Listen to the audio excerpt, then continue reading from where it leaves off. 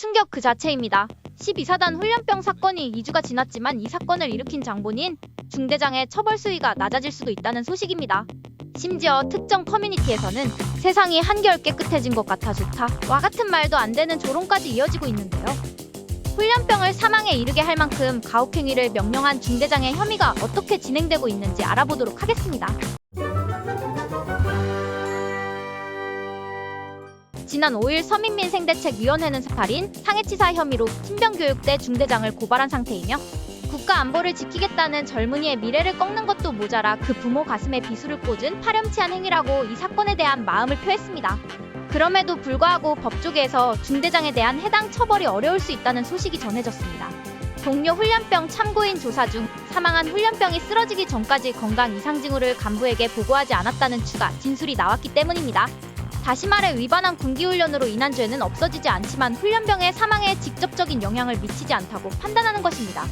그로 인해 처벌 수위가 낮아질 수 있다는 설명입니다. 과연 이 부분이 중요한 사항일까요? 훈련받는 훈련생들은 하나하나 힘든 훈련으로 인해 서로를 돌보지 못할 가능성이 매우 큰 상황입니다. 그렇다면 그 상황에서 훈련병들을 죽게 만들려는 의도가 아니라면 중대장이라는 직책을 가진 사람이 훈련병들의 건강을 체크하면서 훈련을 시키는 것이 너무 당연한 것이 아니었나 생각합니다.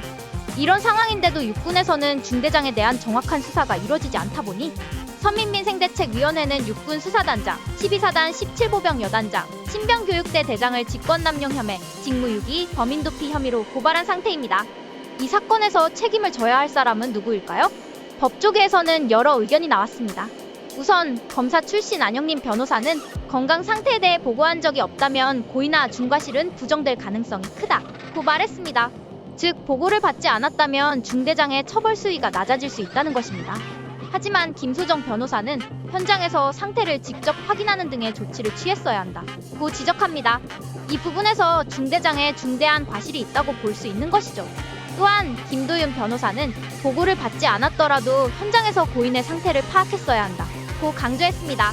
중대장이 든든한 백이 있는 것인지 다른 이유가 있는 것인지는 알 수 없지만 우리에게 잊혀지고 있는 다양한 억울한 사건처럼 누구 하나 제대로 책임지는 것 없이 우리의 머릿속에서 자연스럽게 지워지길 바라고 있는 것 같습니다. 언젠가 우리의 딸, 아들 그리고 손자, 손녀에게 일어날 수 있는 일입니다. 국가에서라도 진상규명을 꼭 해줘서 국민들의 안전을 지켜주면 좋겠습니다. 이번 사건에 대한 여러분의 반응입니다.